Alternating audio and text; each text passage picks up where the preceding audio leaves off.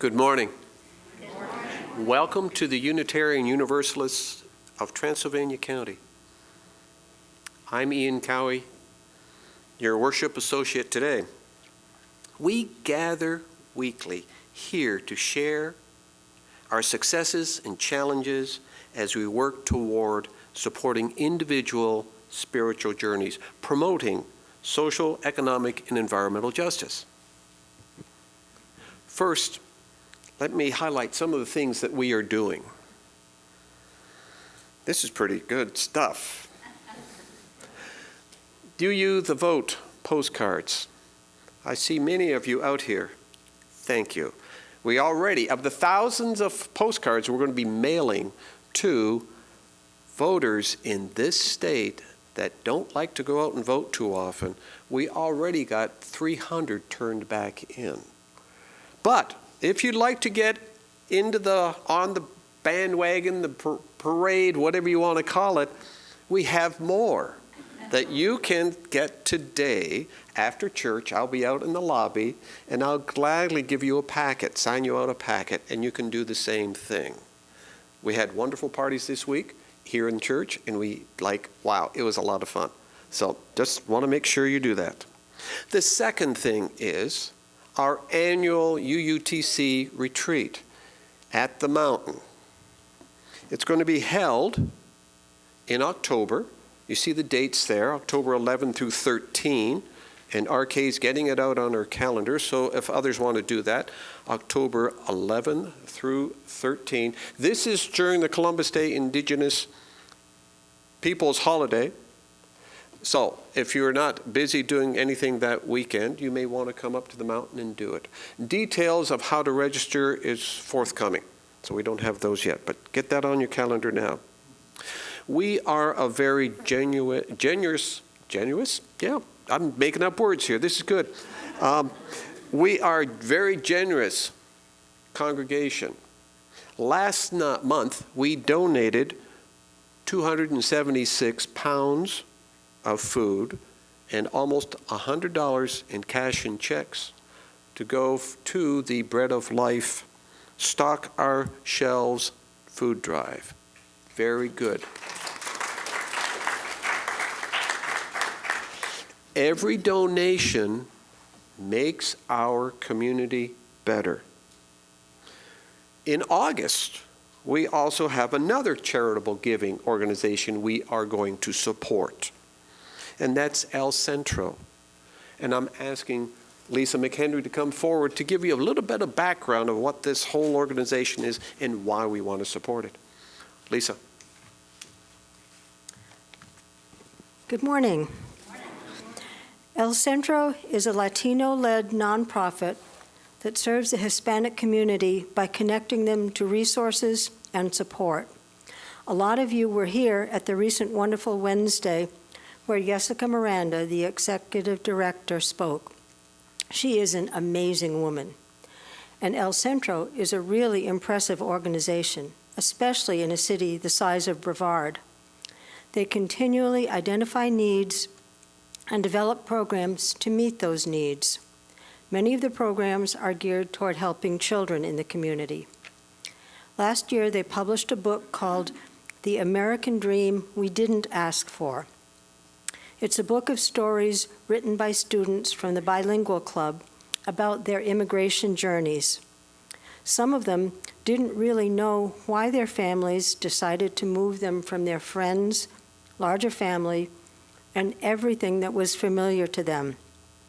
Many spoke little or no English when they arrived in this country and started school here. 3 of the programs run by El Centro are helping children successfully navigate these tremendous changes. The Homework Club pairs English-speaking volunteers with elementary students to help complete homework, emphasizing writing and reading comprehension. Club Acción works to provide high school students with knowledge, skills, and resources to ensure high school graduation and increase college and attendance rates. The Bilingual Club provides a welcoming environment where middle and high school students can improve their English skills through interactive activities, casual conversation and group discussion, games, and cultural exchanges. They gain confidence, forge new friendships, and broaden their perspectives. For the adults who are trying to find work and take care of their families, El Centro provides resource referral, advocacy and outreach, disaster relief, translation assistance, among many other things. El Centro is the only nonprofit in the area where a Spanish speaker always answers the phone. This gives them a unique ability to connect Hispanic families to the broader community, working to increase English language literacy and equity in Transylvania County. By choosing El Centro as our charitable giving organization for August, we have the opportunity to support them and to show them we value them as part of our community. Thank you.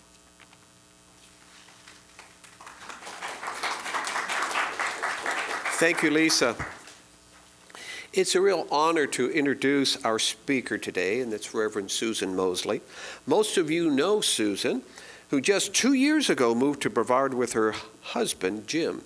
She joined UUTC, made many good friends, and jumped in with 2 feet real quick. She recently served as our board president. Susan holds 2 seminary degrees in religious education and a certificate in spiritual direction from the Hayden Institute in Hendersonville. Her talk this morning invites us to stay both woke and awake. We should combine our outward action for justice with our inner spiritual clarity. Welcome, Susan. Let us begin our worship with music performed by Karen and Scott. Just Scott.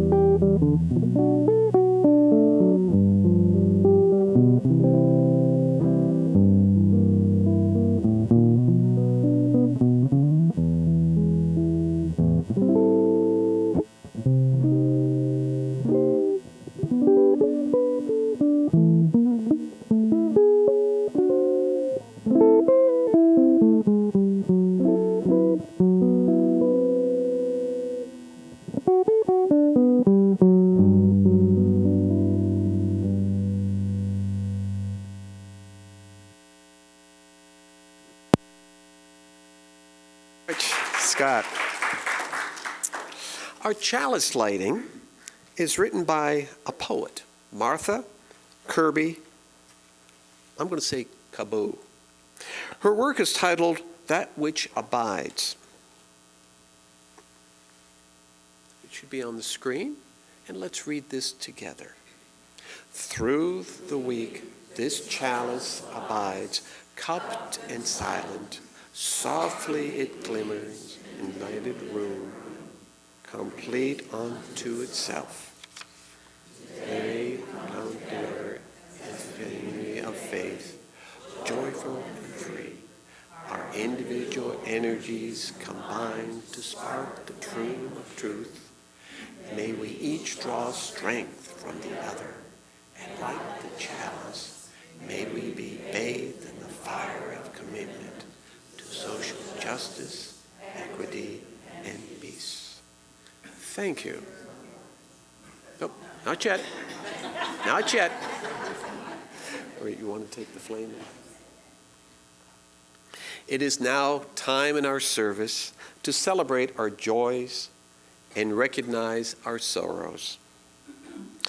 Nancy provided this.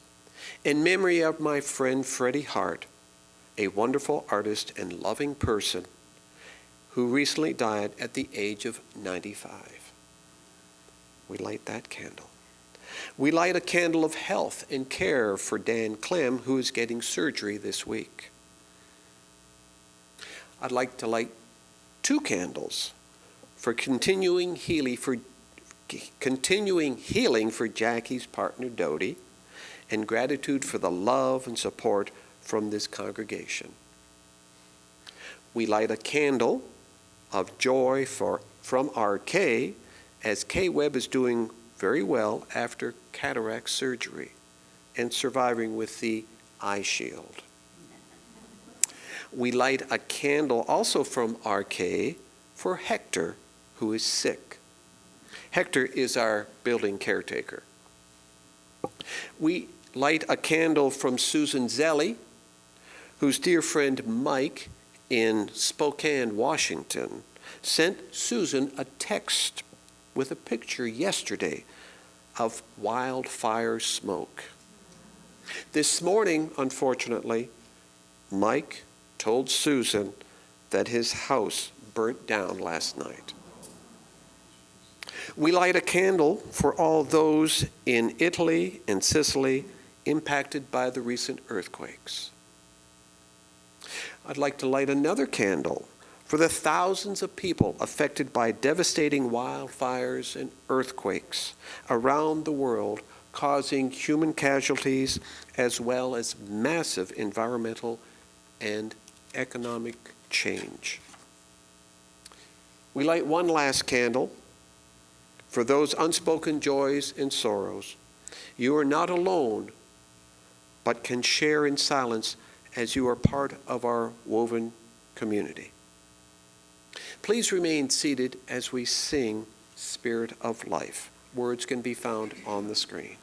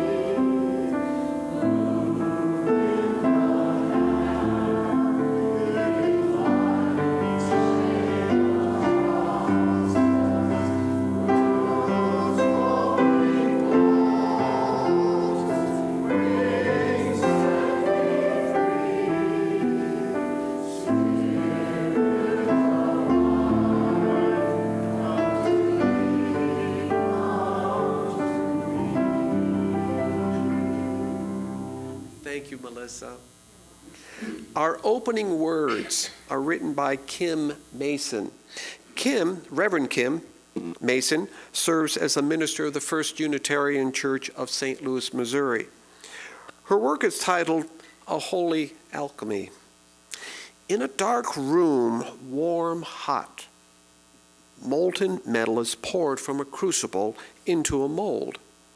We see leather-clad arms holding a long-handled tool to guide the flow.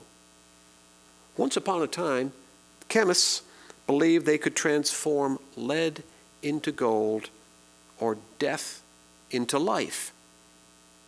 We laugh, but are we not also in the business of alchemy? Turning loneliness into connection, pain into comfort, anger into solidarity, faith into action. The magic of church combines love with justice, creates hope out of fear, transforms individuals into community.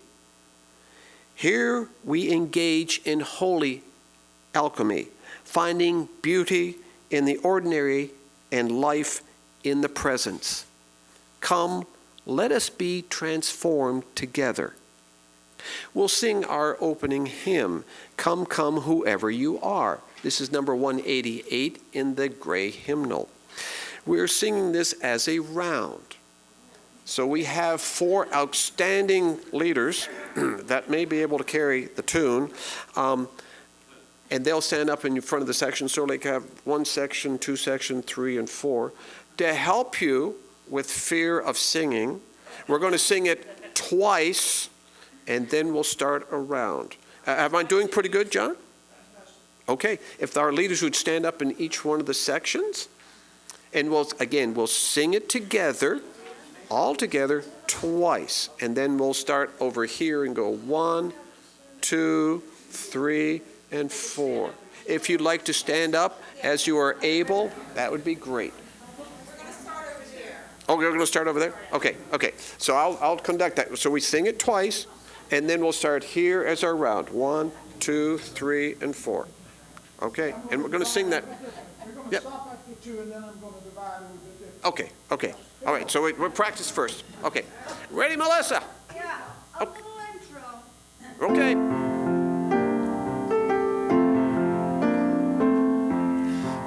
Come, come, whoever you are, wanderer, worshiper, lover of believing, ours is no caravan of despair. Come yet again, come. Okay, second time. Come, come, whoever you are, wanderer, lover of believing, ours is no caravan of despair. Come yet again, come. Okay. We're going to divide. Oh. We're going to divide. These 3 people over here need a little help from right in here. So I'm going to divide it right here 4. down through there. Yeah. Larry will be on one side and make it on the other side. Oh my gosh. So this is going to be the 4th group. Where goes 4th group with these 3 nice people over here that need a little help. All right. And when we come to the end, we're going to y'all just sing, come again, come again, come. Each time you do that until my group does it, we'll go back and we'll all end together. Okay. That's great. This is how we get started. Okay. Melissa.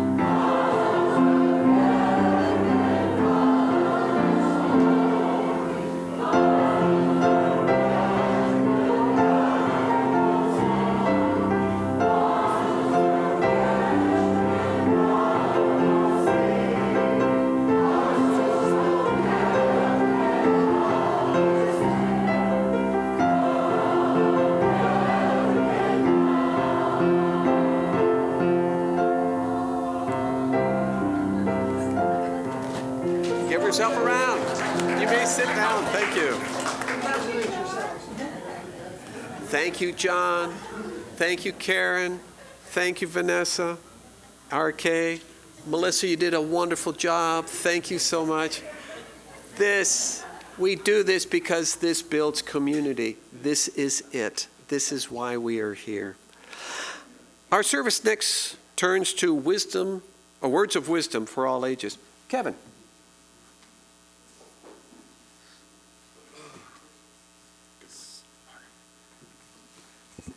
Good morning. Our Wisdom for All Ages story today tells us about compassion and how compassion is something we all need to practice even when it's not easy or the person we're giving compassion to is not that loving. And this story is called The Monk and the Scorpion, and it's a Buddhist and Hindu tradition that just reminds us of who our true nature is. And in this, there were two monks, and they are down by the river, and they were washing in the river. And one of the monks, the older one, saw that their scorpion had fallen into the river. And knowing that a scorpion can't swim, the monk reached forward to try and scoop it up and get it out of the river. But when he scooped it up, it stung him, and out of pain and reflex, he dropped it. And so he tried again a little bit faster to scoop the scorpion up, but he got stung again, and again he tried, and again he got stung. So finally he asked the younger monk if he could get a tree branch from that tree by the shore. And the younger monk gave him the tree branch, and so then he tried, and he scooped the scorpion up and put it to the side on the shore, and the scorpion went off on its way. And the younger monk said, "Well, every time you tried to save that creature, it stung you. What an ungrateful creature, what a horrible thing." But the older monk said, "Well, not really, for you see, the nature of the scorpion is to sting, so I can't fault it that. The same way that the nature of the tree that we are under is to give shade. This tree gives shade to all that come, and the tree doesn't ask if it is, if that person is good or bad, or if that person is young or old, or whatever. Its nature is to give, and our nature is to give compassion. And we can't give it just to those that we think deserve it. We must give it to all people and to everywhere that we find them, whoever they are." And what I love about this story is that it pushes us and it tells us that we have to give compassion, but the older monk did it in a way of action. He didn't ask the younger monk to do it for him. The older monk didn't talk about compassion while the scorpion just floundered in the water, but gave it himself. So let's remember, we all give compassion every day to all who need it, everywhere. Thank you.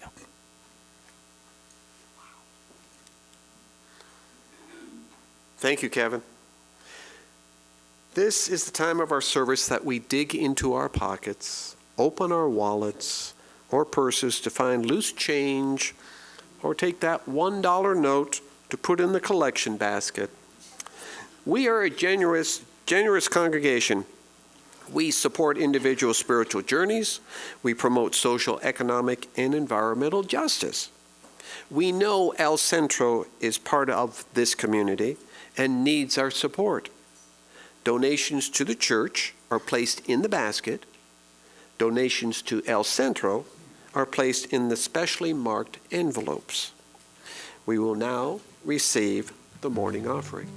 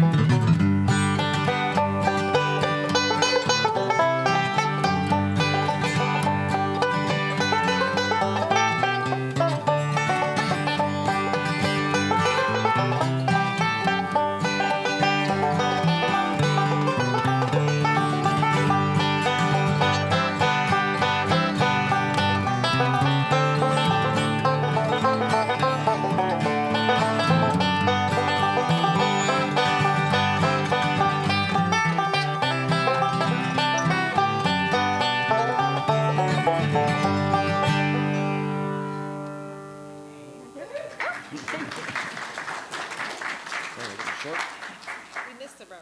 Missed the row. Sorry, guys.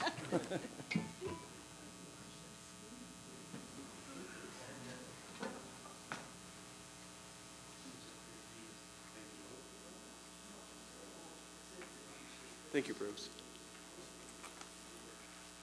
What is given in love is received with great joy. Thank you. Here we are. And Reverend Moseley.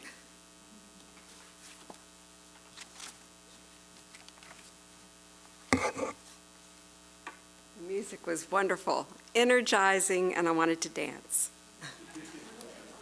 Thank you.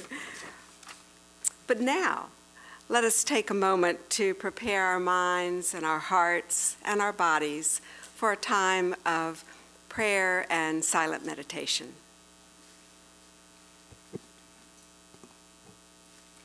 Spirit of love, may joy and sorrow together join in the fullness of our prayers for family and friends.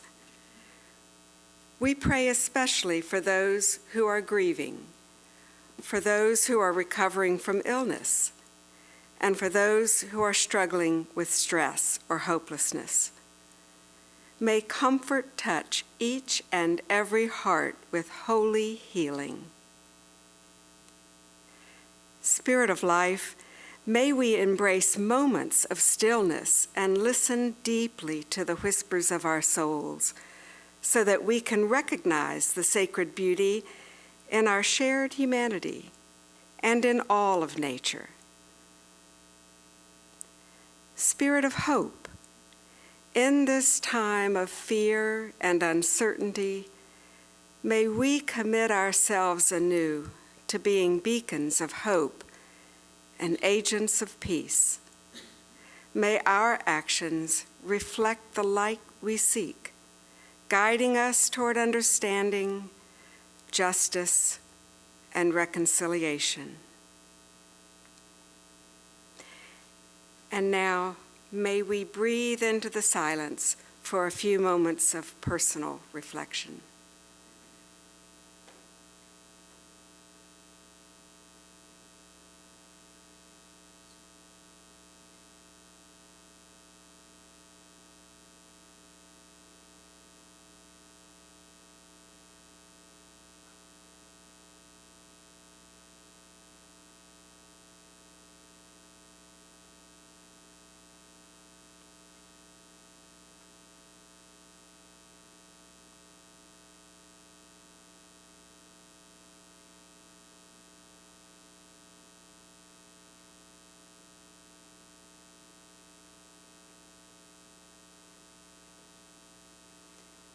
Spirit of love, may we know deep in our souls the divine peace that passes all understanding.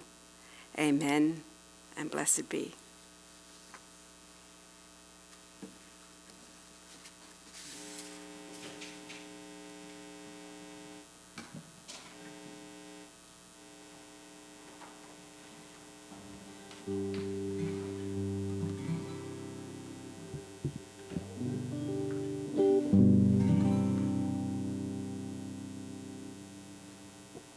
Although the theme for today is to be woke and awake, this song reminds us to walk slow.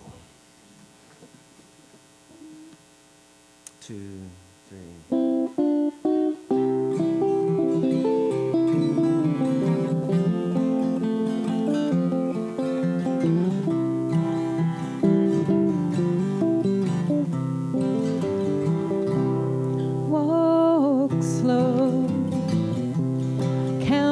Butterflies that pass, walk slow. There are daisies in the grass. Life is vast and we're forever on the go. Take the time to take it in, walk slow. Walk slow. Let us show show the world a smile. Walk slow, just as if you were a child. Just enjoy Mother Nature and her show. Life will walk along with you. Walk slow. Walk slow. Walk slow As you travel down life's way, walk slow. Walk slow As you live it day by day, pay attention as you go. Walk slow.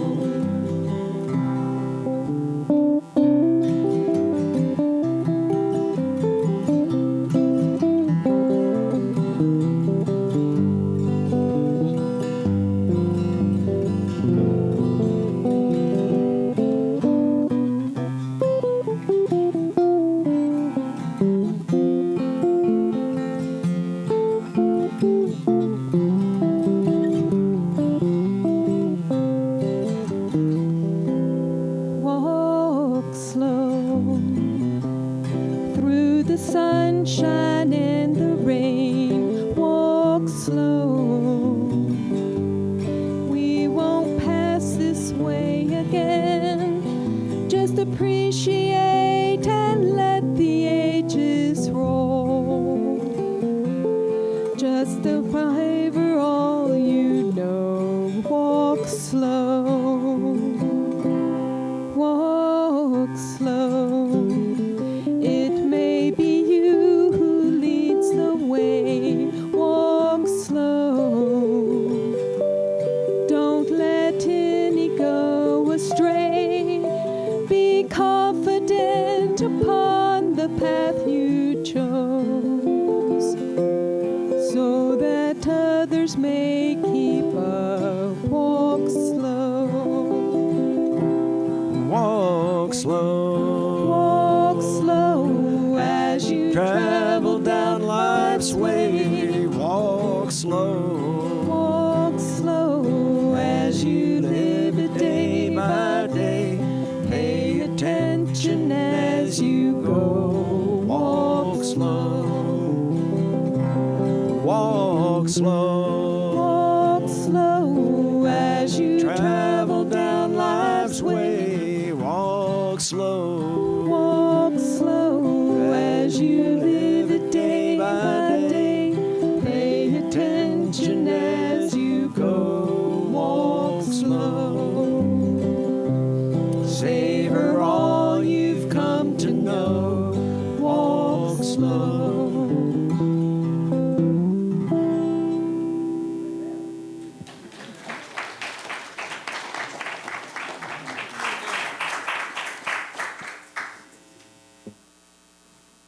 Thank you, Karen and Scott. That was perfect. The reading this morning is an excerpt from the Ware Lecture at UUA's General Assembly in 1966. The speaker was Dr. Martin Luther King, Jr. And after he gave his opening remarks about what a privilege it was to be able to speak for the Ware Lecture, Dr. King continued this way. I would like to use as a subject the church remaining awake during a revolution. I'm sure that each of you has read that arresting little story from the pen of Washington Irving entitled Rip Van Winkle. One thing that we usually remember about the story of Rip Van Winkle is that he slept 20 years. But there is another point in that story which is almost always completely overlooked. It is the sign on the inn of the little town on the Hudson from which Rip went up into the mountains for his long sleep. When he went up, the sign had a picture of King George III of England.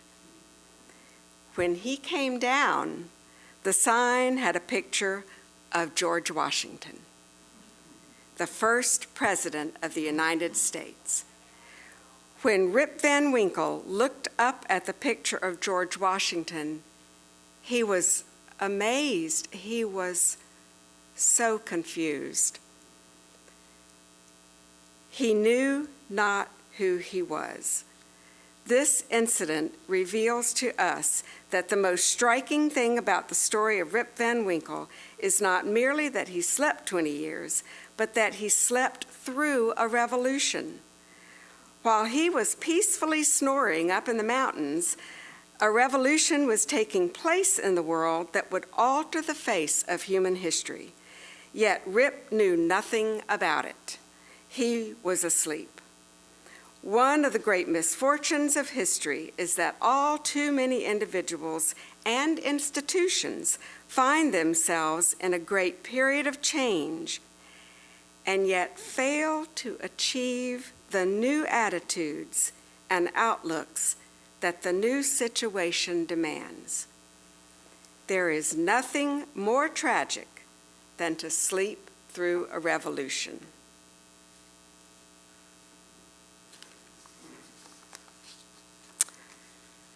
So, I'm a 9, but not on a scale of talent or beauty or skill. No, I'm a 9 in the Enneagram. The Enneagram is a psychological system of 9 basic personality types.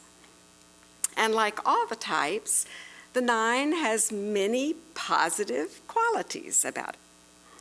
But it also means that when things get tense, I go to sleep.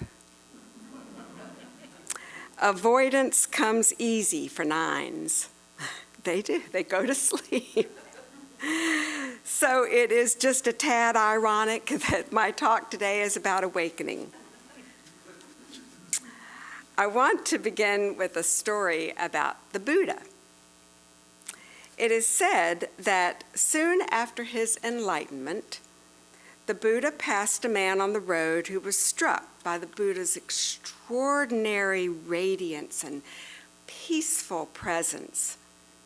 The man stopped and asked, "My friend, what are you? Are you a celestial being or a god?" "No," said the Buddha. "Well then, are you some kind of magician or wizard?" Again, the Buddha answered, "No." "Are you a man?" "No." "Well, my friend, what are you?" The Buddha replied simply, "I am awake." For the Buddha, enlightenment and awakening were interchangeable. His realization under the Bodhi tree was not about finding something out there, but awakening to what was already within him, to wisdom, to clarity, to freedom. What in us is being stirred from slumber? In 2020, the backdrop of our angst was the global pandemic. Today, 6 years later, the most urgent crisis before us is political and moral. We are witnessing the slow motion destruction of democracy. And I know that you know this is not abstract. It is happening in real time, in our elections, in our courts, in the halls of Congress, and in our local communities.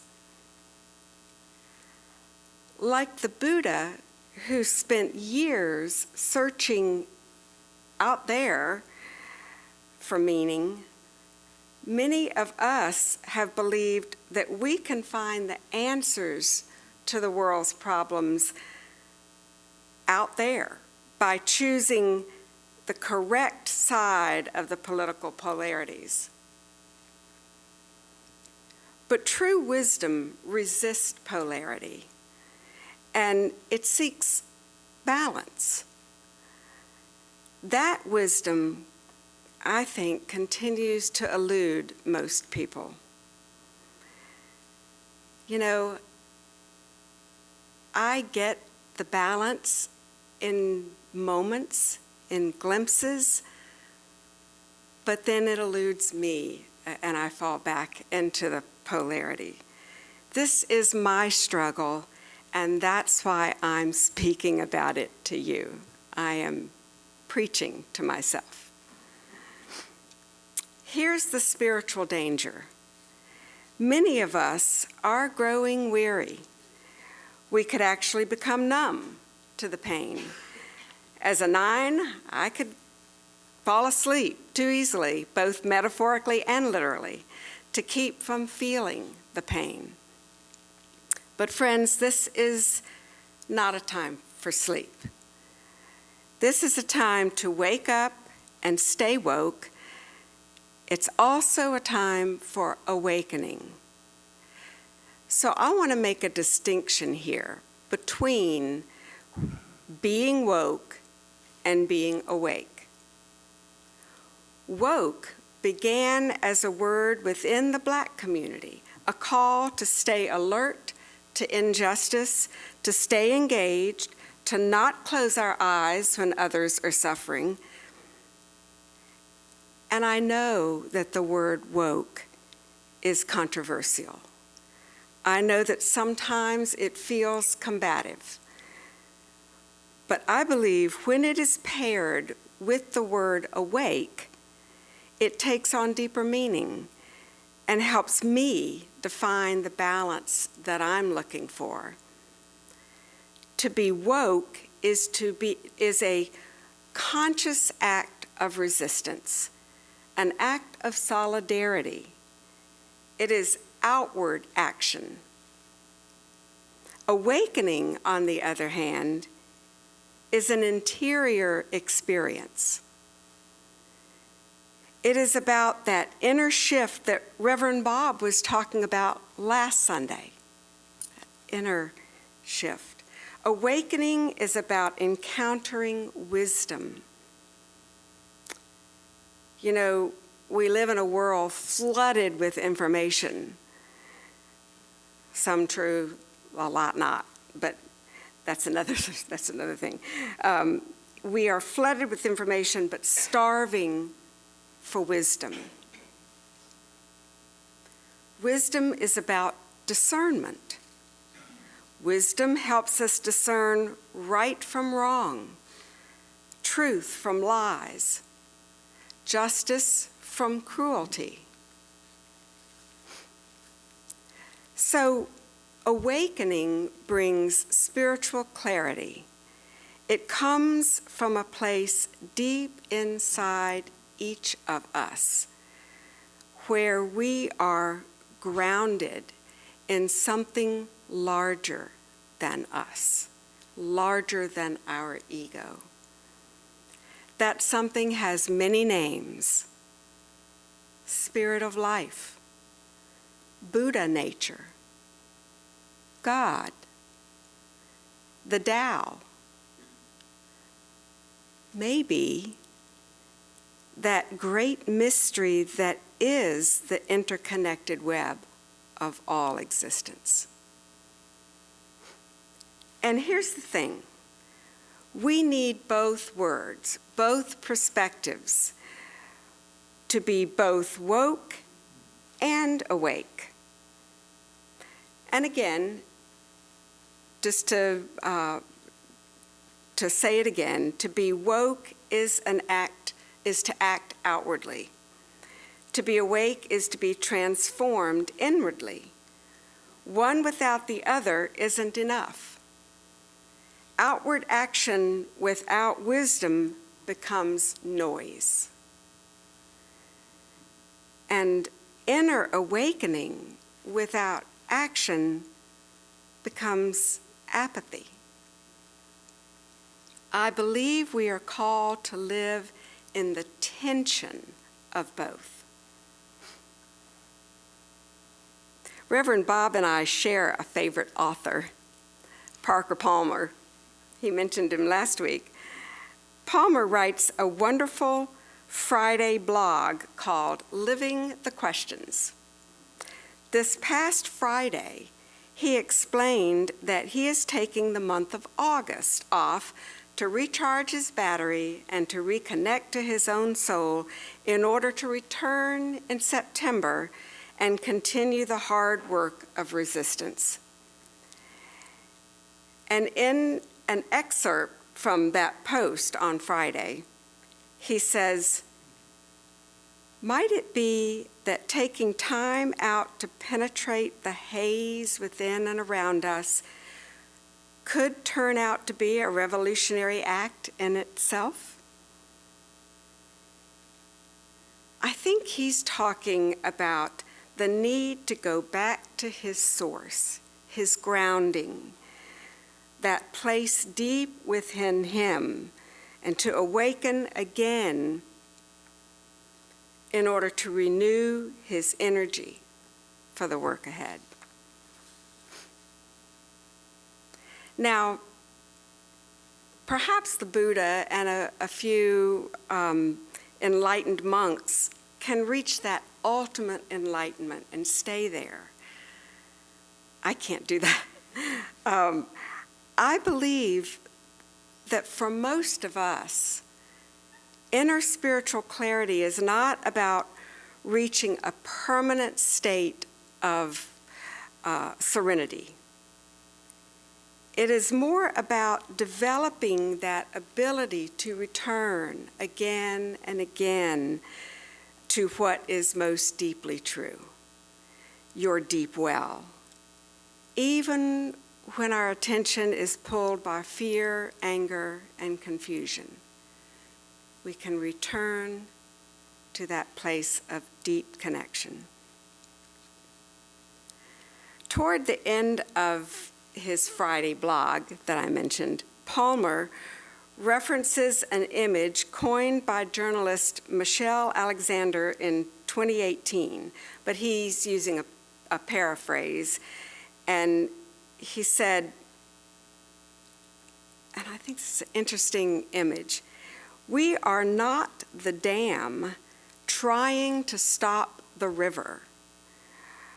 We are the river that many are trying to dam up.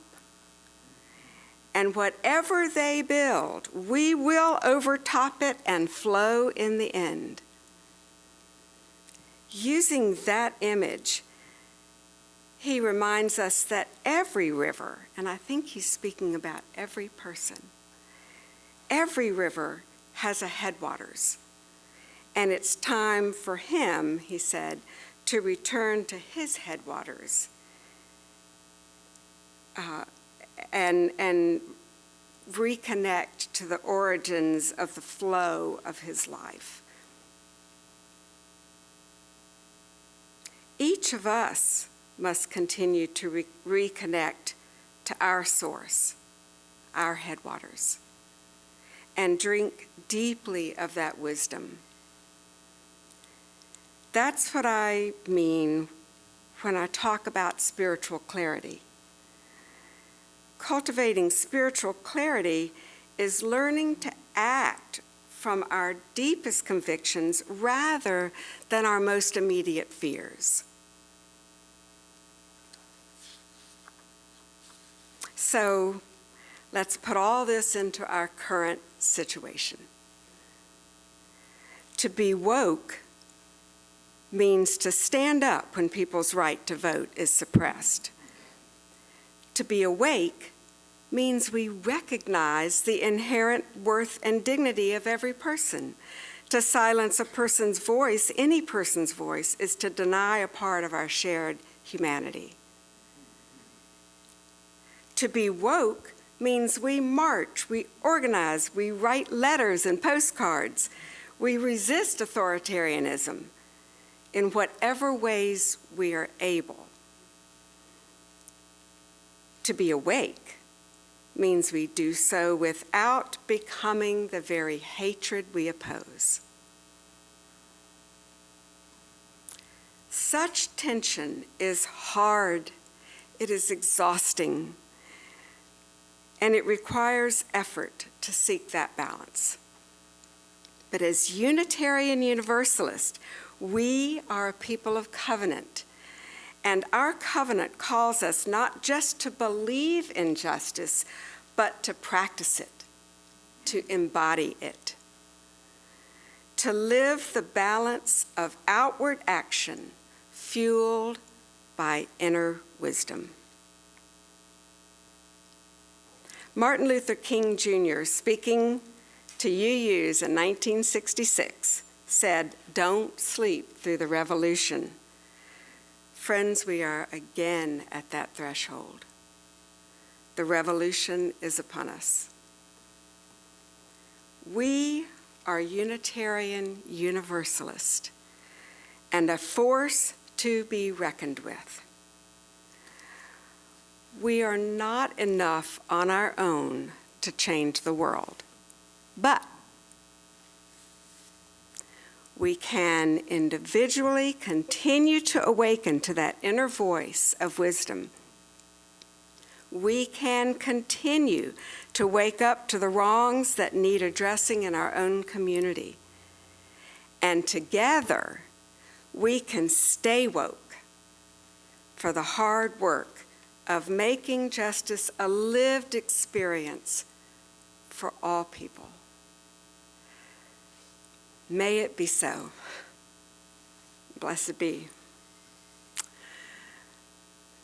Please stand now as we sing together our closing hymn, "Wake Now My Senses," number 298 in the Great Book.